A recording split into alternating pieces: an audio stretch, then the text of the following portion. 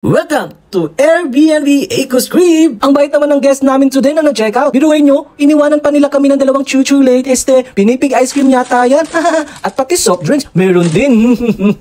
Ito yung pinakagusto kong part. After mag-check out yung guest ko, yung may pagkain iniwan sa ref.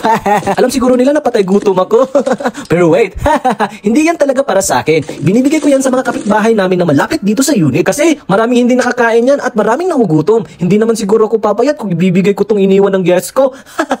Pero anyways, binibigay ko talaga yan sa mga kakilala ko sa labas. Basta alam ko kung hindi pa nabuksan yung pagkain or hindi ginalaw ng guest. Kusa na lang iniwan nila yung pagkain kasi hindi daw nila kayang dalhin. Kaya akin na to.